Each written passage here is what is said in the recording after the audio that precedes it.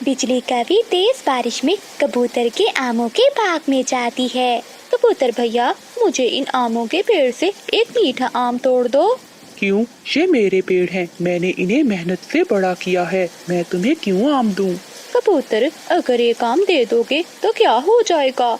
ऐसी तेज बारिश में कहीं से भोजन भी नहीं मिल रहा। निकलो यहाँ से, और तुम पति पत्नी कोई काम करते नहीं हो और बस मुफ्त का खाना ही आता है। इसीलिए तो मैं तुम्हें गंदी आँखों वाला कबूतर कहती हूँ, क्योंकि तुम्हें किसी पर दया नहीं आती। बिजली कभी कबूतर को बातें सुनाकर वहाँ से चली जाती है। दूसरी ओर बादल कौवा तोते के खेत में जाता है। कबूतर यार, मुझे अपने खेत से एक मकई का भुट्टा तोड़ दो, मैं कल से बहुत भूखा हूँ। तो तुम्हें किसने कहा है कि सारा दिन आवारा घूमो? मैंने कितनी बार तुम्हें कहा है कि अपने खेत में फसल उगाओ, लेकिन तुम पति पत्नी ने तो कसम खा रखी है काम ना करने की। बस बस, अगर भुट्टा नहीं देना तो ना दो, मेरी बेइज्जती करने का कोई हक नहीं। आहा जाओ, नहीं देना मुझे कोई भुट्टा। मेरी पत्नी तुम्हें ठीक ही कहती है, मोटी चोंच वाला तोता। फिर बादल कौवा भी तोते से लड़ झगड़ कर अपने घर चला जाता है। बादल जी, आज मैं कबूतर से मीठा आम लेने गई तो उसने मुझे बहुत सारी बातें सुनाई और एक भी आम नहीं दिया। मुझे भी उस तोते ने अपने खेत से मकई का भुट्टा नहीं दिया। बादल जी, कितना अच्छा हो जाए कि अगर ये सारा जंगल पक्षियों से खाली हो जाए, वो गंदी आँखों वाला और मोटी चोंच वाला यहाँ से चले जाएं।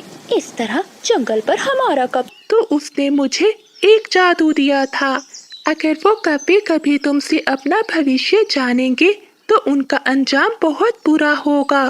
क्या मतलब चूहे? ज्यादा बातें मत बनाओ, बताओ। कौवो, मैंने तुम्हें बचाने के लिए बहुत कोशिश की, मगर तुमने अपनी लालच को चुन लिया। साधु उल्लू के वरदान के मुताबिक अगर तुम अपना भविष्य जानोगे तो मैं आजाद हो जाऊंगा और तुम कभी पत्थर की मूर्त बन जाओगे। चूहे के ऐसा कहते ही चूहा पिंजरे से आजाद हो जाता है और वो कौवे देखते ही देखते पत्थर की मूर्तियों में बदल जाते हैं। ऐसे उन कौवों को अपनी लालच का अंजाम मिलता है। किकी बेटे, कहाँ चले गए तुम? रोते हुए और घबराए हुए बबली कबूतरी बाकी पक्षियों के पास आती है। अरे क्या हुआ बबली बहन, तुम इतनी परेशान क्यों दिख रही हो? तोते भैया, पता नहीं मेरा किकी कहाँ चला गया। रात तो वो मेरे साथ ही सोया था, जब मैं सुबह उठी तो वो घोंसले में नहीं था। अरे डरो नहीं बबली बहन, हम सब मिलकर उसे ढूंढ लेंगे। फिर सभी पक्षी मिलकर कबूतरी के बच्चे को पूरे जंगल में ढूंढने लगते हैं, लेकिन वो उन्हें कहीं भी नहीं मिलता। चलो पक्षियों, हमें लगता है कि अब हमें महारानी चील की मदद ले लेनी चाहिए। फिर वो सभी पक्षी मिलकर महारानी चील के पास जाते हैं और बबली कबूतरी चील महारानी को सारी बात बताती है। अरे तुम सब पक्षियों ने उसे ढूंढा भी है कि मेरे पास चली आई हो? चील महारानी, हमने उसे बहुत ढूंढा, लेकिन वो जंगल में हमें कहीं भी नहीं मिला। पक्षियों, तुम्हें तो पता है कि मैं उस पत्थर का इस्तेमाल बहुत ज्यादा जरूरत पड़ने पर ही करती हूँ, इसलिए मुझे इस्तेमाल करने से पहले बहुत बार सोचना पड़ता है। चील महारानी जी, मेरा दिल फटा जा रहा है, आप जल्दी से पता चलाइए कि मेरा किकी कहाँ है। ये कहते हुए चील महारानी अपने पास बैठे हुए उल्लू सिपाही को इशारा करती है। उल्लू गुफा में जाता है और वहाँ से एक नीला पत्थर लेकर आता है और फिर उल्लू उस नीले पत्थर से कहता है, ए जादुई नीले पत्थर, हमें बताओ कि किकी कहाँ है। इतना कहते ही पत्थर में से आवाज आती है, छोटा किकी कबूतर इस समय काली पहाड़ी में एक सूखे हुए पेड़ के नीचे बैठा है। मेरा बेटा किकी। चलो कबूतरी बहन, जल्दी से काली पहाड़ी चलते हैं। फिर वो सभी पक्षी काली पहाड़ी पर जाते हैं और वहाँ से छोटे किकी को सही सलामत वापस लेकर आते हैं। चील महारानी, मुझे एक बात समझ में नहीं आई कि आप इस पत्थर को इस्तेमाल करने से मना करती हैं और फिर बाद में इस्तेमाल भी करती हैं। इस बात की समझ हमें नहीं आती। मैं जानती हूँ बबली कबूतर, लेकिन मैं चाहती हूँ कि मेरे जंगल के पक्षी आलसी ना बन जाएं, इसलिए मैं इसे इस्तेमाल करने के लिए हमेशा मना करती हूँ। लेकिन जब मैं अपने जंगल के पक्षियों को परेशान देखती हूँ तो मुझसे रहा नहीं जाता। चील महारानी, आप सच में बहुत अच्छी रानी हैं। तुम पक्षियों को शायद पता नहीं कि कोई है जो इस पत्थर को पाने में लगा हुआ है। बिजली, ये चील महारानी बहुत चालाक है। जो इसके पास कौन है जो इस तरह से चिल्ला रही है? तभी मानो चिड़िया नीचे आती है। चिड़िया बहन, कौन हो तुम और क्यों इस तरह से चिल्ला रही हो? कबूतरी बहन, मेरा नाम मानो चिड़िया है और मैं अपने 2 बच्चों को ढूंढ रही हूँ। आज दोपहर वो मेरे साथ भोजन लेने निकले थे, तभी एक काला बाज हम दोनों का पीछा करने लगा। मैं तो काफी तेजी से उड़ रही थी, लेकिन उसने मेरे बच्चों को अपने पंजों में दबोच लिया और वो तेजी से उड़ता हुआ इसी ओर ही आया था। अब मैं अपने बच्चों को लेकर बहुत चिंतित हूँ। अपने बच्चों को ढूंढने के लिए मैं इसी जंगल में आ गई। मुझे पता चला कि वो काला बाज इसी जंगल में रहता है। क्या काला बाज? हाँ, वो तो हमारे जंगल में ही रहता है। चलो चिड़िया बहन, हम बच्चों, हमें ही अब कुछ करना होगा। उल्लू सिपाही वहीं खड़ा हुआ था। उल्लू यार, महारानी चील तो बच्चों को लेकर जरा भी चिंतित नहीं है। अब तुम्हें ही कुछ करना होगा। भला मैं क्या कर सकता हूँ? अरे, इस बेचारी चिड़िया की तरफ ही देखो। बेचारी की आंखों से आंसू नहीं रुक रहे। हमें इसकी मदद अभी करनी होगी। तुम जाओ और चुपचाप उस नीले पत्थर को लेकर बागीचे में आ जाना। क्या हम महारानी चील को धोखा देंगे?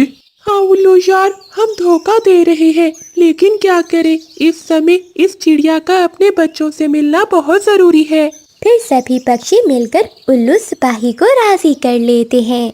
रात को जब महारानी चील सो रही थी तो उल्लू सिपाही चुपके से गुफा के अंदर जाता है और चुपचाप उस नीले पत्थर को उठा कर ले जाता है। चील महारानी, मुझे माफ करना, लेकिन उस चिड़िया माँ के आंसू अब हमसे देखे नहीं जा रहे। फिर उल्लू सिपाही वो पत्थर लेकर बागीचे में जाता है जहाँ पहले ही सारे पक्षी जमा हुए थे। वो देखो, उल्लू पत्थर ले आया। चिड़िया, अब चिंता नहीं करो, तुम्हारे बच्चों का पता चल जाएगा। ये सुनते ही चिड़िया सभी पक्षियों की ओर देखने लगती है और न जाने क्यों उसकी आंखों से आंसू आ जाते हैं। तभी उल्लू उस पत्थर से कहता है, ए जादुई नीले पत्थर।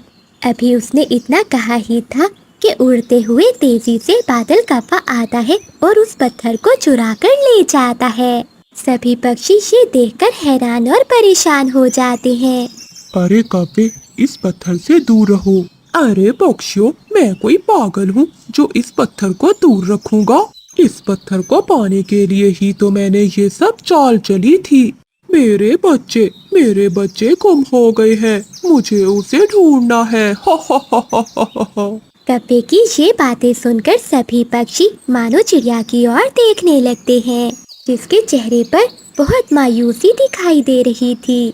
चिड़िया, हमने तुम्हें इतना प्यार दिया और तुम्हारी वजह से हमने अपनी चील महारानी को धोखा दिया और तुम हमारे साथ ही ये सब कर रही थी। तभी बादल कौवा वो पत्थर लेकर वहाँ से चला जाता है। चिड़िया की आंखों से आंसू आ जाते हैं और वो रोने लगती है। चिड़िया, तुम अब हमें ये अपने झूठे आंसू मत दिखाओ। तुम्हारी असलियत सबके सामने आ गई है। तभी चील महारानी भी वहाँ आ जाती है। चील महारानी, हमें माफ कर दो, हमने आपकी बात नहीं मानी। हमारी गलती की वजह से वो जादुई नीला पत्थर वो कौवा ले गया। मैं इसीलिए तो तुम सब पक्षियों से कहती थी कि उस पत्थर के बारे में बात ना करो। अब देखा ना, वो गलत पंखों में चला गया है। दोस्तों, मुझे बहुत दुख है, मैंने आप सबके साथ अच्छा नहीं किया, लेकिन इस सब में मेरी मजबूरी थी। कौवों ने मिलकर उस काले बाज के साथ मेरे बच्चों को कैद कर लिया था। उन्होंने मुझसे कहा कि अगर मैंने वो पत्थर हासिल करने में उनकी मदद ना की तो वो मेरे बच्चों को मार देंगे। इसलिए मजबूरी में मुझे ऐसा करना पड़ा। मैं धोखेबाज नहीं हूँ। मानो चिड़िया की असली परेशानी सुनकर चील महारानी भी हैरान हो जाती है। तुम सब पक्षियों को अपने किए का पछतावा है और मानो चिड़िया तुम्हें भी अपने किए का पछतावा है। तुम सब पक्षी मेरे साथ चलो, मैं तुम्हें कुछ दिखाना चाहती हूँ। सभी पक्षी चील महारानी के साथ उसी गुफा में जाते हैं। चील महारानी उन्हें गुफा के अंदर एक नई गुफा में ले जाती है। सभी पक्षी ये देखकर हैरान हो जाते हैं कि वहाँ एक और नीला पत्थर था। अरे ये नीला पत्थर यहाँ कैसे? महारानी, वो नीला पत्थर तो मैं ही लेकर गया था ना। पक्षियों, मैं इस जंगल की महारानी हूँ और हमेशा आगे चलकर ही सोचती हूँ। जिस दिन मानो चिड़िया इस जंगल में आई थी, मैंने उसी दिन ये नीला पत्थर यहाँ रख दिया था और इसकी जगह एक नकली पत्थर वहाँ रख दिया था। मतलब यही असली जादुई पत्थर है। हाँ बबली कबूतरी। ये सब सुनकर सभी पक्षियों की जान में जान आती है और वो सब बहुत खुश होते हैं। ए जादुई नीले पत्थर, मानो चिड़िया के बच्चे जहाँ भी है उन्हें यहाँ ले आओ। चील महारानी के इतना कहते ही वो पत्थर चमक उठता है और उसमें से दो प्यारे प्यारे चिड़िया के बच्चे बाहर आते हैं, जिन्हें देखकर मानो चिड़िया बहुत खुश हो जाती है। मेरे बच्चे, मेरे बच्चे। मानो चिड़िया अपने बच्चों से मिलकर बहुत खुश होती है। दूसरी ओर वो कौवे पत्थर को पाकर बहुत खुश हो रहे थे। बिजली, अब हम इस दुनिया में कुछ भी पा सकते हैं। बादल जी, जल्दी से इस पत्थर से मांगिए मेरे लिए ढेर सारे सोना और मुझे इस जंगल की महारानी बना दो। हाँ हाँ बिजली, मांगता हूँ। फिर बादल कौवा उस पत्थर से कहता है, ए जादुई पत्थर, जल्दी से मुझे इस जंगल का राजा और मेरी पत्नी को रानी बना दो। लेकिन कोई भी जादू नहीं होता। बादल कौवे के बार बार कहने पर भी कोई जादू नहीं होता। लगता है बादल जी, उन पक्षियों ने हमें उल्लू बनाया है। क्या बिजली, हम उल्लू बन गए? मगर ऐसे कैसे हो सकता है? जंगल में भयानक बारिश हो रही थी। मानो चिड़िया अपनी माँ के घर से वापस अपने जंगल में लौट रही थी। पता नहीं ये बारिश कब रुकेगी। मुझे तो मीना और मुन्ना की बहुत याद आ रही है। न जाने ऐसी भयानक बारिश में वो कैसे होंगे। इधर मीना और मुन्ना घर की खिड़की से अपनी माँ के इंतजार में बैठे हुए थे। भैया, माँ अभी तक नहीं आई, कहीं उन्हें कुछ हो तो नहीं क्या? हाँ मीना,